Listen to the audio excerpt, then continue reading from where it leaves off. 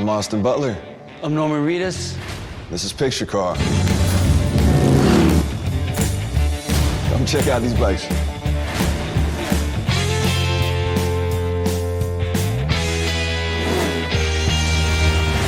You gotta get in this. This is the guy that knows more about bikes than I ever will. These two right here are the bike experts. For me, it was a lot of training on the motorcycle. Wind is in your hair, and you're riding on this open stretch of road and the feeling of freedom. I was learning how to ride this bike, and then I told Jeff I wanted to buy a bike, and then he found this bike. Austin loved it and went and got it. Got that one. It actually is in the movie a lot. One of my stunt riders was riding that bike as a vandal. This is 65, that's a 66. New bikes are so different from these old bikes. It takes a little bit more finesse. You know, they're heavier and they don't like to stop. I don't know, they each have their own personality, and so you just have to kind of get used to the feeling. I have a bit of a Frankenstein bike. This is different years of stuff. Like, this is a late 40s Springer front end. The frame is a 50s, but there's a 70s motor in this one. We originally shot from the front so that you wouldn't see the motor, so that later on you could reveal that it was a 70s motor. So he showed up in the 60s. The backstory is it had a 50s motor in it, blew up on the way there, and he and Cal went and stole a new motor and put in the bike, and then they could show the bike from the side. It has a little bronze rubber ducky suicide shift on it. Instead of shifting gears with your left foot or your right foot, it's a gear shift like a car.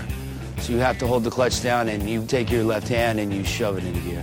Cooler cred, but harder to run.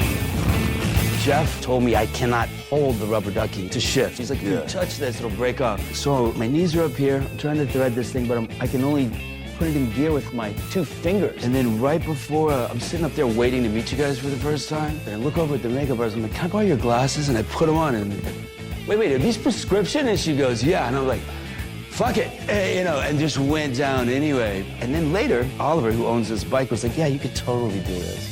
So that means that Jeff didn't care if I crashed or not. He just didn't want to hurt this little dog.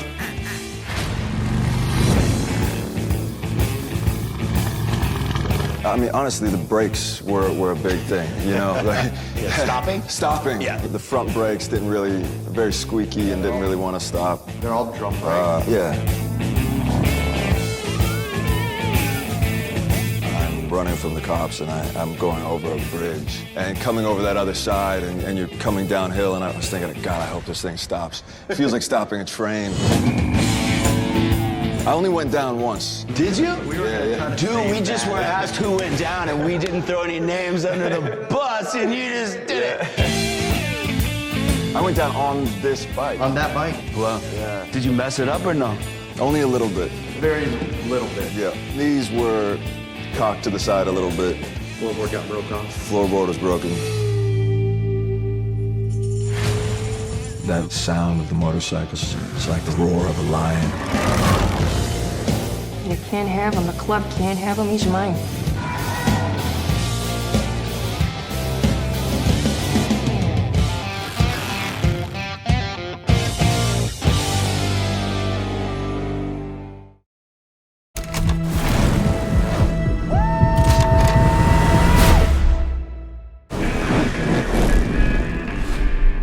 It was a golden age for motorcycles.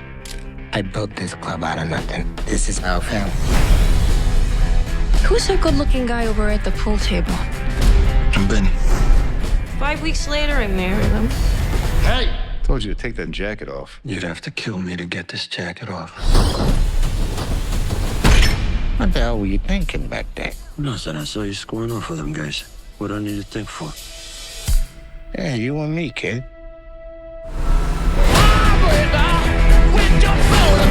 The club has changed. They ain't gotta follow nobody except somebody who's gonna hold their own.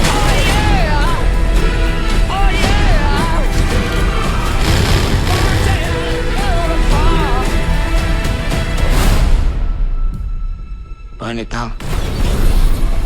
You're scared of this. The Bikeriders. Oh, no.